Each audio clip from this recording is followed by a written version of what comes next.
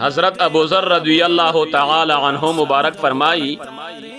یو ورځ ما د نبی کریم صلی الله علیه وسلم نه تپوس وکړ ای الاعمال افضل کم عمل بهتر دی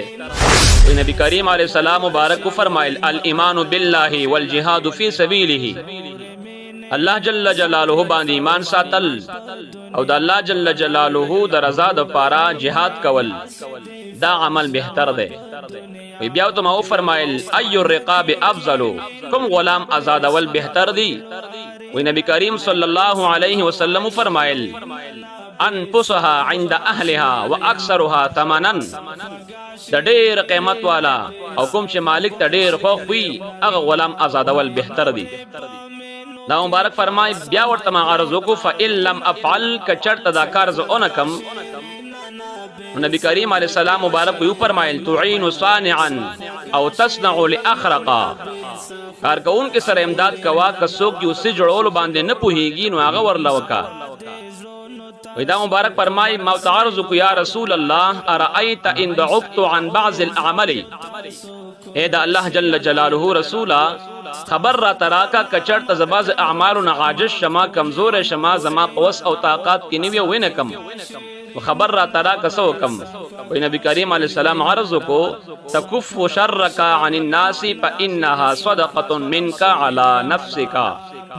د خپل شر نه خلق بچ ساته زکا چې دا استاد لپاره هم نیکی دا او صدقې کار دی نبی کریم علیہ السلام مبارک پر مایل کوم انسان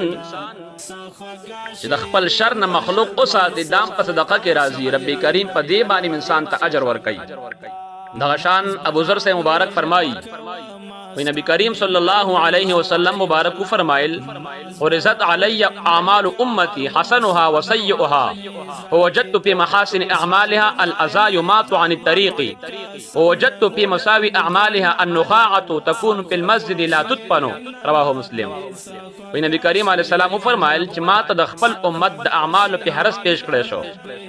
چې پکې د امت ښه او بد اعمال بیان کړی شوی وو نو د نیکی په کارونو کې د لارې نه د تکلیف والا سیز لري کول هم پکې شامل و او بدو کارونو کې جماعت کې ټکل شوی لاړې بغیر د خخول نه پرې خودلی هم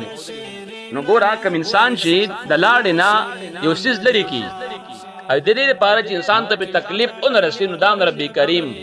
په دغه عمل باندې الله جل جلاله انسان ته نیکی ورکړي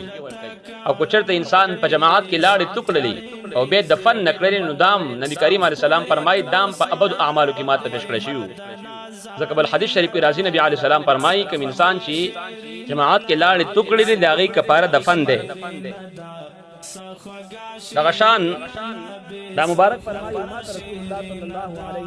فرمایي لا تحقرن من المعروف شيئا ولو ان تلقى اخاك بوجه طلق یا بوجه طلق وما تعرض کوشي لا تحقرن من المعروف شيئا حس و نیکی کمزوري مګنا ولو ان تلقى اخاك بوجه طلق اگر کد تخپل روړ سرا ورون تن دی باندې ملا شي رب کریم تا تم په دی باندې اجر درکې ځکه بل حدیث شریف کې راځي نبی کریم علیہ السلام فرمایي تبسمک فی وجه اخیک لک صدقه کوم انسان چې د بل انسان سره ملاو شو دا غي په مخ باندې مسکارا وستا رب کریم په دی باندې انسان ته اجر ورکړي صدقه ده غشان نبی کریم علیہ السلام مبارک فرمائی الایمان بضع وسبعون او بضع وستون شعبة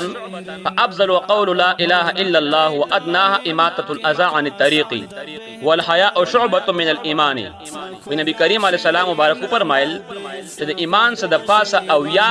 څخه د پاسه شپېته خاخونه دي باغی کې د ټول نغوره کلمت طیبه لا اله الا الله محمد رسول الله صلی الله علیه وسلم ویلی او د ټول لاندې نه شعبات د لارې نه تکلیف ورکون کې سیز لري کولی کوم انسان چې د لارې نه سیز لري کی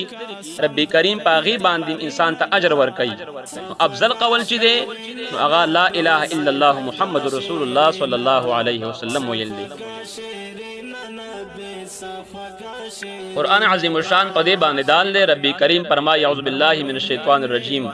وما تفعلوا من خیر فان الله به علیم د نیکی هر یو کار چې تاسو کوي الله تعالی دا غي پر علم دی باغې باندې بل ځکه رب کریم فرمایي وما تفعلوا من خير يعلمه الله تاسو چې د نیکی کار کوي الله تعالی تاغه پر علم دی بل ځکه رب کریم فرمایي فمن يعمل مثقال ذره خيرا يرى څوک چې د ذره برابر نیک هم وکړي نو هغه به د قیامت ورځ باندې موجوده وویني په خپل سترګو باندې به وویني الله جل جلاله دې مونږ تاسو ته د نیکو اعمالو ذکر په نصیب او الله جل جلاله دې مونږ تاسو د خپل رضا د پاره او د خپل معرفت د پاره د نشر لپاره توفیق